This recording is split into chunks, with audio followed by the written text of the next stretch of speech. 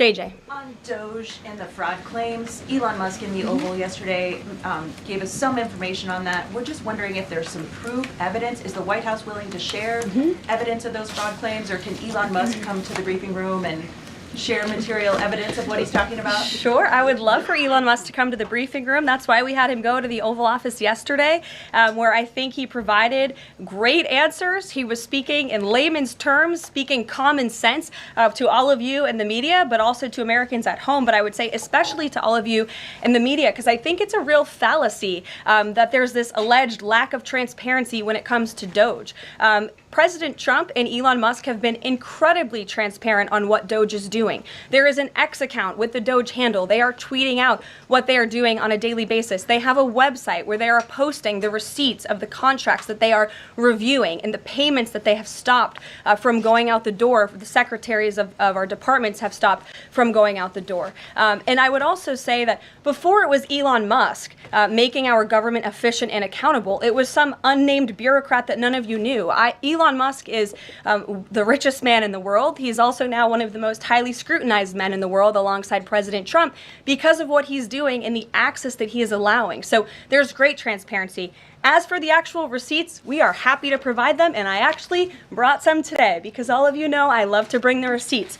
We have contracts upon contracts that we can send and provide this information to you. Let me be very clear. We are not trying to hide anything. We have been incredibly transparent, and we will continue to be. These are screenshots of contracts that Doge found across our government. This is a DEI contract, $36,000 for U.S. citizenship and immigration services. That is against the president's policies and his America First agenda.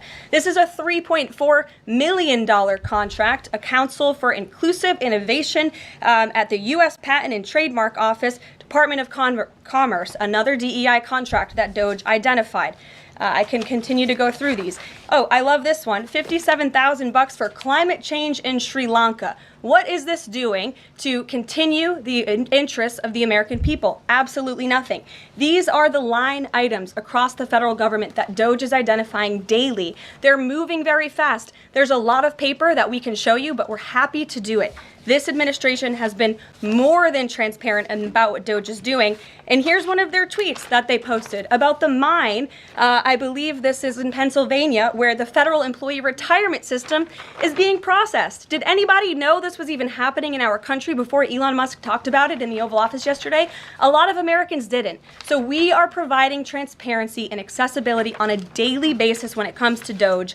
And I also have a Doge daily report, if anybody would like it, on all of the things that they are identifying and finding. We're happy to provide this information to you. We're talking about it every single day. Are all those things you just mentioned fraud, or are they waste, or are they just contrary to the president's policies? I would argue that all of these things are fraudulent, they are wasteful, and they are an abuse of the American taxpayer's dollar.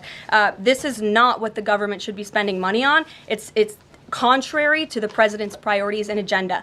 And again, we can continue to provide you the receipts for all of the fraud, waste, and abuse. And if anybody in here wants to argue that the federal government is not fraudulent in some capacity, be my guest, because I think the American people watching at home would beg to differ. Caroline. Mary. Hey, more on the judges. Does the White House believe the courts have the authority to issue these nationwide injunctions? We believe that the injunctions that have been issued by these judges have no basis in the law and have no grounds, and we will, again, as the president said very clearly yesterday, comply with these orders, but it is the administration's position that we will ultimately be vindicated, and the president's executive actions that he took were completely within the law, they were constitutional, and we look forward to the day where he can continue to implement his agenda. And I would just add, it's our view that this is the continuation of the weaponization of justice that we have seen against President Trump. He fought it for 2 years on the campaign trail. It won't stop him now. Brian. Yes. I want to go back to Doge just for a second. Earlier, the subcommittee headed by Chairman Marcia Taylor Greene, her and her staff discovered $2.7 trillion in improper payments to Medicare, Medicaid, overseas, to people who should not have gotten it. Some in this room might have missed that press conference. Can you elaborate on what the president is thinking at this point. Well, again, that's another example. There's a very long list of the fraud, waste, and abuse that Doge is identifying on a daily basis. Elon Musk also talked about yesterday about Social Security payments that are going out the door for people who are no longer with us, unfortunately. I would say that is certainly fraud. There's also a lot of contracts they've identified that, just as a hypothetical example, are $1 million, but only 500,000 went out the door. So where's the rest of that cash? And so that's the thing. Those are the things that Doge is working on every single day. And I would just remind everybody in this room, this is what President Trump campaigned on doing. He's delivering on a promise that 77 million people elected him to do. James. Thank you very much, Caroline. Two foreign policy questions, if I may. Sure. First, the statement that was released after this morning's phone calls identified Mr. Witkoff as the special envoy who will be part of the delegation that undertakes to resolve the Russia-Ukraine war. I had thought that that individual was General Kellogg, and so can you clear that up? Sure, I'd be happy to. As you mentioned, the president, in his truth, following the phone call with Vladimir Putin, said that he has asked Secretary of State Rubio, the director of the CIA, John Ratcliffe, our national security advisor here at the White House, Michael Watts, and Steve Witkoff to lead the negotiations. As for General Keith Kellogg, he remains a critical part of this team in this effort. He's played a tremendous role in getting the negotiations to this point, and he's very much still part of the Trump administration. The other subject is Iran. I took note of President Trump's comments in his Super Bowl interview with our colleague Brett Baer to the effect that he wants to do a deal with Iran. However, that interview appeared after the supreme leader of Iran, the Ayatollah Ali Khamenei, had already ruled out any additional negotiations with the United States. So kind of a two-part question. A, what gives the president any confidence that Iran will come to the table? And B, more fundamentally, why is the president interested in doing a deal with Iran instead of doing everything he can, perhaps short of U.S. military intervention, to try and hasten the end of what many of his own supporters regard as an evil regime? Well, the president has made it very clear that he will never allow Iran to have nuclear capabilities. That is a red line that he has drawn, and he will not allow that to happen. But you asked why President Trump wants to make a deal. I would remind you, he's the master of the art of the deal. He is America's deal maker in chief. He leads from a position of securing peace through strength.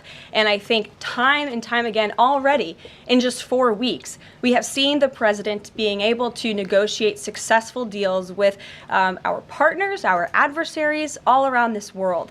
The release of Mark Fogel just last night is something that I think speaks to the president's deal-making ability. This is something that the Biden administration allegedly tried to do for 3.5 years. I think you all should go back and ask some of those Biden administration officials what they even tried to do and why weren't they successful, because for 3.5 years Mark Fogel sat in a Russian prison and it took President Trump 3 weeks to get him back on American soil. There's nobody better at making deals than Donald Trump. Phil Wegman. Thank you. Two foreign policy questions. Ukrainian President Zelensky has said after the war that he wants NATO membership or nuclear weapons. We heard Defense Secretary Hegseth say that NATO membership was unrealistic. What's the president's view on the other option, on a nuclear Ukraine? I have not talked to President Trump about Ukraine's NATO membership or their nuclear capabilities. I would leave it to him to discuss. But I will tell you again that Secretary Rubio and also the Vice President, J.D. Vance, will be meeting directly with President Zelensky in Munich on Friday, and I'm sure they will provide a readout of that conversation and that discussion. And then the second question, given that this administration has called on Europe to take more responsibility for their own defense, I'm wondering, will the EU or any other European nation other than Ukraine be involved in these peace talks? I don't have any European nations who are involved currently to read out for you. Certainly, the president has employed a very strong team or deployed a very strong team to continue these negotiations. And the fact that he was on the phone with both President Putin and President Zelensky today shows that he's very much involved in this effort as well. And then just a follow-up, I guess. Sure. Should we expect the president to negotiate in person with Zelensky and Putin? I don't have anything to read out on that for you today. Maggie, good to see you. Thanks for taking the question. You talked about the transparency with Doge and Elon Musk's press availability yesterday.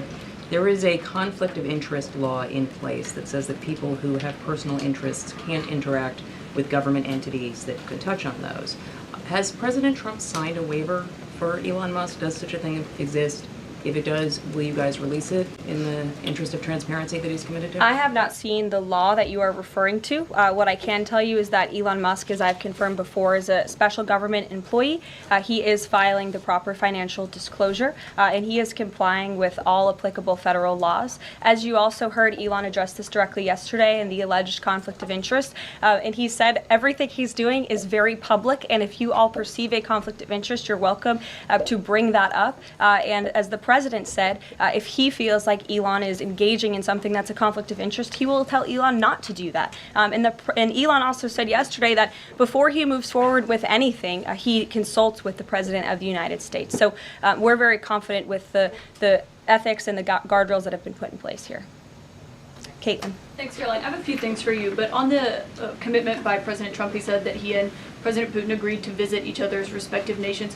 Are there any preconditions that President Trump has that President Putin must do before he goes and meets with him, withdrawing some forces, withdrawing all forces, anything like that? Not that I'm aware of. That doesn't mean they don't exist, but I was just talking with the president in our national security team. I wasn't made aware of any conditions, but if they exist, I'm happy to provide those. And on the president himself, he styles himself as this master negotiator. He is now deploying these negotiations, saying that they start immediately. We did hear from the Defense Secretary, Pete Hegseth, though, today saying that NATO membership is not realistic for Ukraine and neither is returning to pre-2014 borders. Aren't they giving away bargaining chips before these negotiations have even started? Again, I haven't talked to the president about Ukraine's NATO membership, and he appointed several individuals to negotiate on his behalf. He's directly involved in these negotiations as well, and I'm sure if you ask him that question in the near future, when you're able to, he'll give you an answer. I just don't want to get ahead of him on it. And